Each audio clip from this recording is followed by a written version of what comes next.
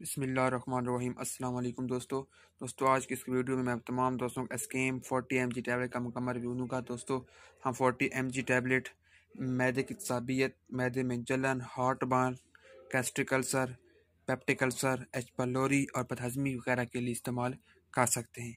तो आप दोस्तों साइड इफ़ेक्ट की जाने बढ़ते हैं। इसके साइड इफ़ेक्ट हमें नोज़ हो सकता है, मतली, वॉमिटिंग, नॉर्मली साइड इफ़ेक्ट हो सकते हैं। अब दोस्तों इसकी कंट्राइंडिकेशन की बात करते हैं। वो पेशेंट जो इससे एलर्जिक हैं वो इसका इस्तेमाल हरगिज़ ना करें। दोस्तों इसके अंदर इसोमेप्राज़ोल साल्ट पाया जाता है। ये हमारे पास 40 और 20 mg में मौजूद होता है और इसको हाई क्यू की कंपनी तैयार करती है और इसकी हमारे पास प्राइस है 460 रुपये। दोस्तों अगर मेरी वीडियो पसंद आई हो मेरे यूट्यूब चैनल मेडिसिन क्लास में सब्सक्राइब करें और मेरी हर नए आने वाली वीडियो को लाइक और शेयर करें और हर मेडिसन अपने डॉक्टर के मशवरे के मुताबिक इस्तेमाल करें। मेडिसिन का इस्तेमाल करने से पहले एक्सपायरी डेट लाजमी चेक करें।